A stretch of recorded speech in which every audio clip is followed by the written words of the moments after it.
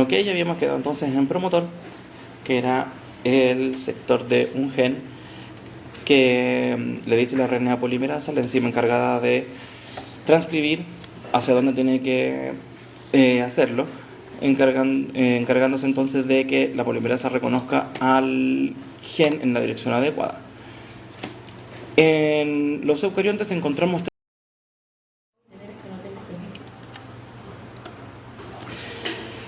ok, ya habíamos quedado entonces en promotor, que era el sector de un gen que le dice la RNA polimerasa, la enzima encargada de transcribir hacia dónde tiene que hacerlo, encargándose entonces de que la polimerasa reconozca al gen en la dirección adecuada. En los eucariontes encontramos 3 polimerasas, con los originales nombres de 1, 2 y 3. Se diferenciaban originalmente por el veneno de uno de los hongos del género Amanita, que se llama la alfa-amanitina. Puedes buscarlo en Google para que veas, es muy interesante. Cada una de las polimerasas hace distintas cosas. Por ejemplo, la RNA polimerasa 1 solo hace los RNA ribosomales y por lo tanto está solo en el nucleolo. Nos vamos a encargar, para términos de este curso, de la RNA polimerasa 2.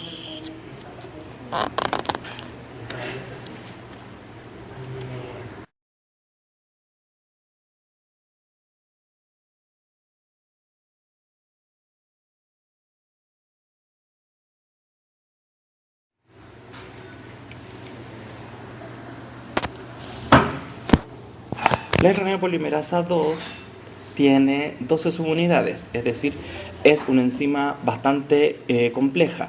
Aquí en este gráfico se muestran las 12 subunidades. Como pueden ver, los polipéptidos 1 y 2 son los más grandes y por lo tanto son los que dan la parte más importante de la RNA polimerasa 2, en conjunto con la subunidad número 3. Entre la 1 y la 2 está el sitio activo, que en el dibujo de acá arriba está en este lugar, y en el de abajo acá. De todas estas 12 subunidades, la 5, la 6, la 8, la 10 y la 12 están en todas las polimerasas, aunque en realidad nadie sabe muy bien para qué es que sirven estas polimerasas, o sea, estas subunidades de la polimerasa.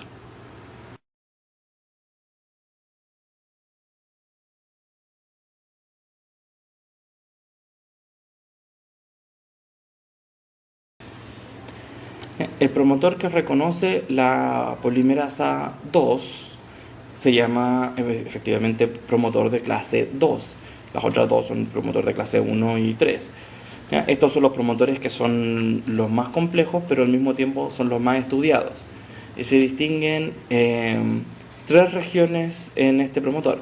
Una región que se denomina core, que en inglés es algo así como el corazón, el núcleo, y a la vez lo más importante, no hay una traducción específica, y una región que se denomina cercana, por una mala traducción del inglés, a veces le llaman proximal, lo cual no existe en castellano. En la región core, que está desde el menos 37 hasta el más 37, tomando como el 1 al inicio de la transcripción, de positivos hacia el lado derecho o río abajo, y negativos hacia el lado izquierdo o río arriba. Entonces, como les decía, en esta parte, entre menos 37 y el 37, podemos encontrar varios elementos importantes para la transcripción en general. Y en la región cercana, también algunos de transcripción general y otros menos generales.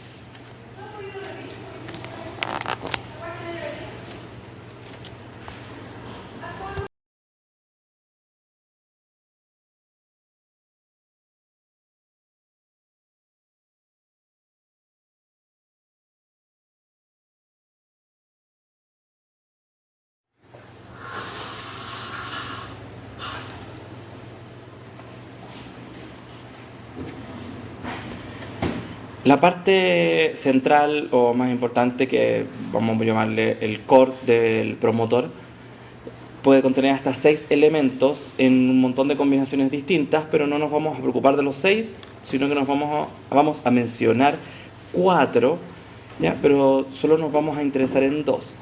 Los 4 elementos son los que están aquí grabados: el elemento BRE, la caja TATA, el iniciador y el elemento DPE. De todos estos, el que se considera más importante es la caja TATA. Y yo voy a considerar también el iniciador, puesto que se encuentra justo en el inicio de la transcripción. Vamos a solamente recordar que existe BRE y que existe DPE.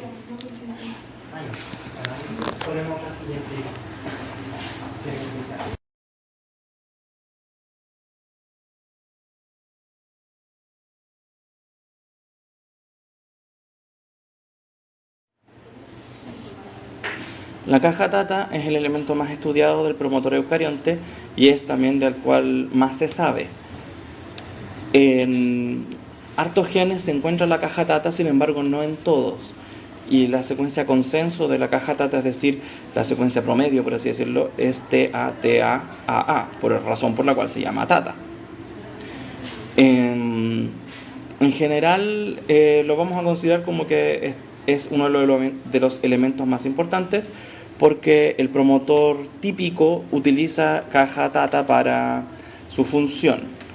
¿Ya? Y es en este elemento, en la caja TATA, donde se arma inicialmente los factores de transcripción, partiendo por el factor TBP, que no significa nada más que Tata Binding Protein, o sea, proteína de unión a TATA, que está asociado al factor denominado TF2D. Todos los factores de transcripción de la RNA polimerasa 2 empiezan con T, con F y con 2. Simplemente significa Transcription Factor 2. ¿Ya? Así que la letra es lo importante. Así que no se angustien por el montón de letras que van a ir apareciendo. Incluso en los promotores que no hay caja TATA se requiere la unión de TBP. E incluso en los promotores de clase 1 y en los promotores de clase 3. Es decir, TBP es efectivamente lo más importante para la transcripción.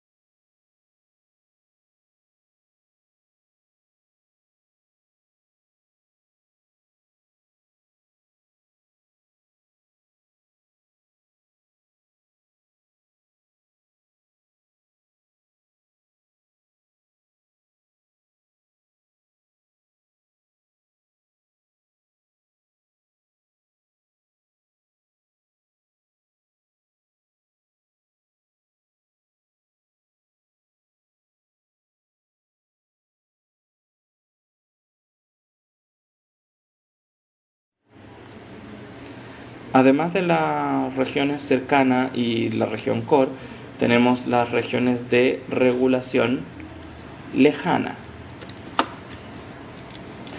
Estas regiones pueden encontrarse muy arriba, 1000, 2000, 3000 pares de base, o muy arriba abajo del gen en particular y del transcrito entonces que se va a hacer. Y estas regiones pueden aumentar o pueden disminuir la regulación. Hay varias maneras en que pueden hacer estas funciones, pero no nos vamos a complicar la vida viendo alguna de ellas. Vamos a ver solamente el ejemplo de cómo lo hacen.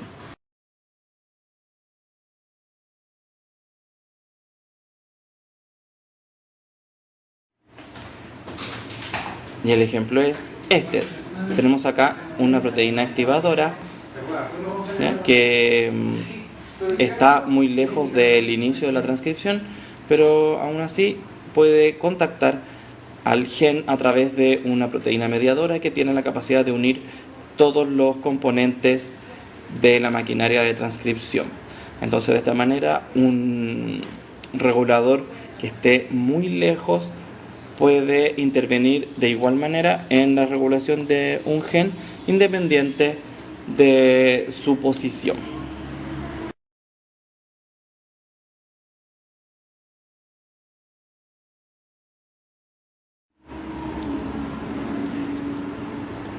Resumiendo entonces cómo inicia la transcripción, vamos a tomar, como les dije, un gen típico que tenga caja tata, y ahí es donde va a empezar la transcripción a través de la proteína TBP que se une a la caja tata. TBP viene unido a TF2D. Después de que se une TF2D con el TBP, se une también el factor TF2B. Este factor puede unirse directamente a TF2D o bien al elemento BRE, que se acuerden, C significaba elemento que reconoce a B, en este caso TF2B.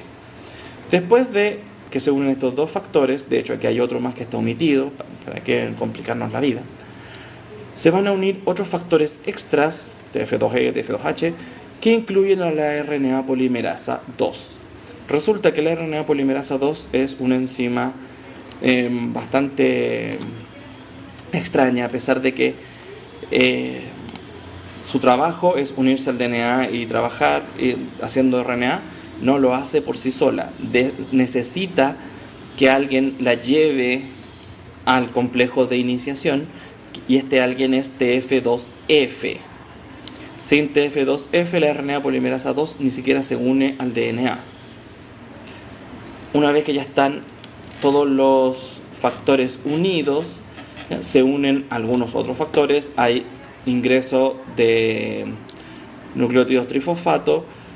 Uno de estos factores además fosforila a la RNA polimerasa en su segmento carboxilo terminal, razón por la que sí está aquí denominada esta colita como CTD, que significa dominio carboxilo terminal. Esta fosforilación hace que la polimerasa empiece a trabajar a una velocidad decente y empieza a ir hacia adelante, entonces transcribiendo nuestro RNA mensajero.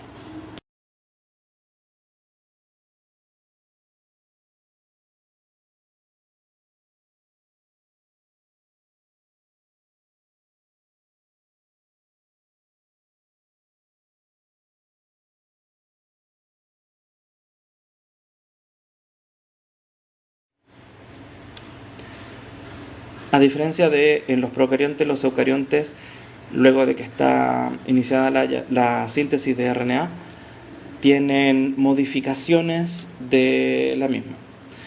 En particular, vamos a ver tres tipos de modificaciones que hacen los eucariontes. La primera es el capping, que en castellano sería algo así como el encaperuzamiento o el encapuchamiento del RNA, y que se basa en pegar un nucleótido modificado que es 7-metilguanosina, o sea, una guanina en la cual se le ha agregado un metil en la posición 7.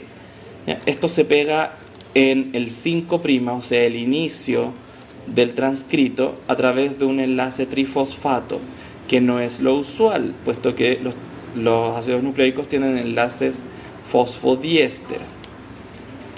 Como esto no es usual, las enzimas que degradan ácidos nucleicos, que se llaman exonucleasas, no reconocen al RNA mensajero como algo que deberían degradar, y por lo tanto se evita la degradación del RNA mensajero, permitiendo que la célula lo pueda ocupar. Es decir, el capping nos va a servir para proteger el extremo 5' del RNA.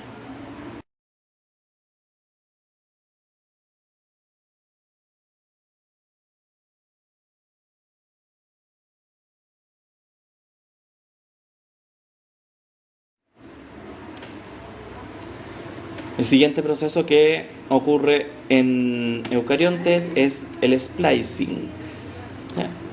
Splicing no tiene una traducción al español, lo más cercano sería corte y empalme, o sea, cortar y pegar, pero no es exactamente eso.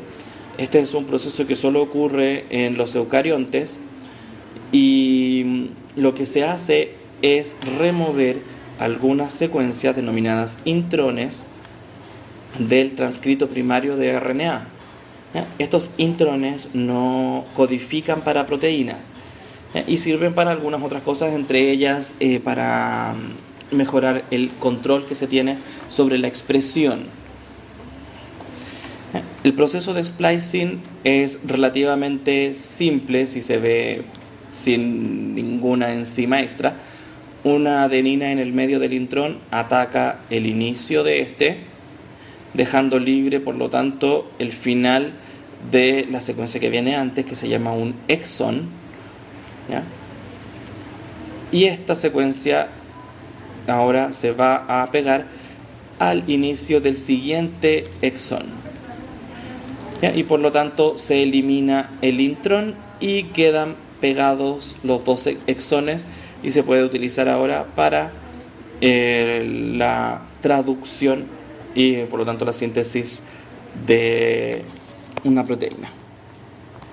El splicing es realizado por una serie de RNAs y de proteínas que se denominan en general el spliceosoma.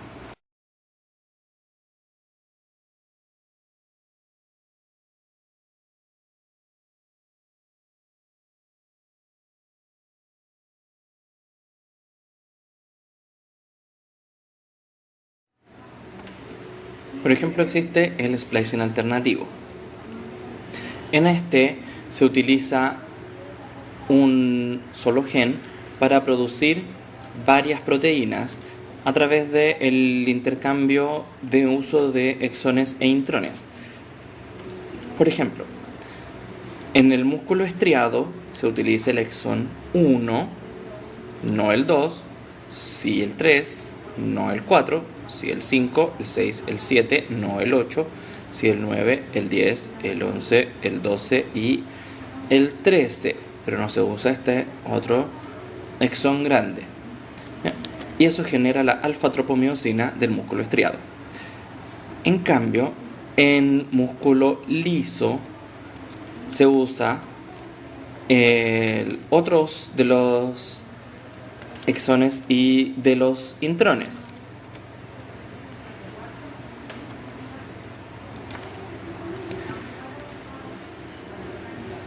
Por ejemplo, se usa el 1, el 2, no se usa ni el 3 ni el 4, pero se usa el 5, el 6 y el 7, no se usa el 7, el 8, etc.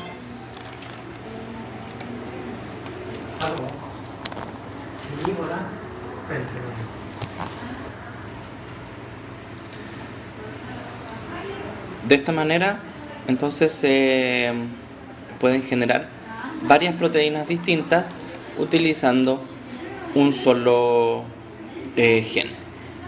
Y por lo tanto es una buena manera de ahorrar espacio en el genoma.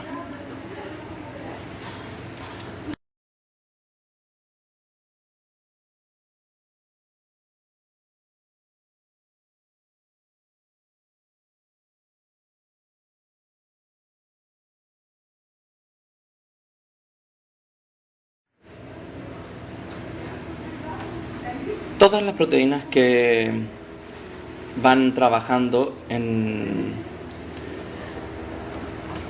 tanto en el capping como en el splicing van asociadas al carboxilo terminal de la RNA polimerasa. Todas estas proteínas entonces están desde el principio de la transcripción y por ende el proceso de capping se inicia apenas sale el extremo 5' y el proceso de splicing se va iniciando a medida que van saliendo los intrones inmediatamente.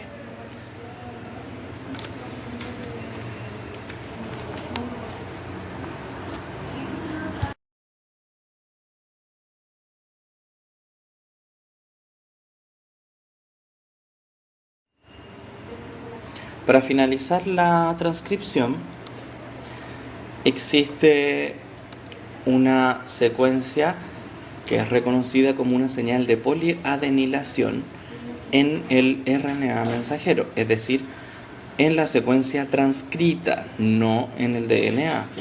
Esta secuencia entonces es reconocida por una enzima que en unos 10 a 30 nucleótidos más adelante, según el contexto, corta el transcrito e induce la poliadenilación del mismo. ¿Qué significa poliadenilación?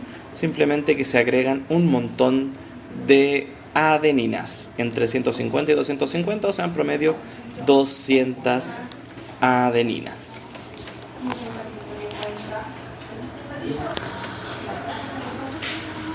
La RNA polimerasa, en cambio, no es detenida, de hecho, sigue más adelante hasta que de repente se le ocurre mirar para atrás, se da cuenta que ya le cortaron el RNA, se enoja, se viste y se va. No, se enoja y se detiene. La verdad es que no está muy descrito ese mecanismo de cómo se detiene la RNA polimerasa, y por efectos prácticos sabemos que se detiene y eso es lo importante. La transcripción técnicamente termina con la adición de la cola de poli A.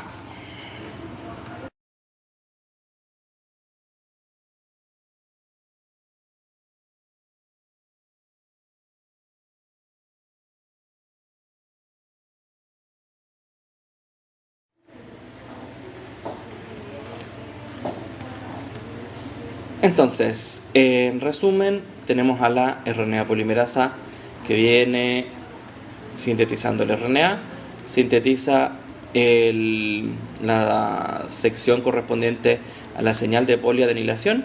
Esto es reconocido por varias enzimas, se corta el RNA y se empieza a sintetizar el poli-A, la colita de poli-A. A la colita de poli-A se le unen unas proteínas que son las que protegen el 3', o sea, la parte del final del transcrito, y de esta manera entonces tenemos protegido tanto por el lado 5' con el CAP como por el lado 3' con el poli-A nuestro RNA. Así se evita su degradación y se puede utilizar por más tiempo dentro de la célula.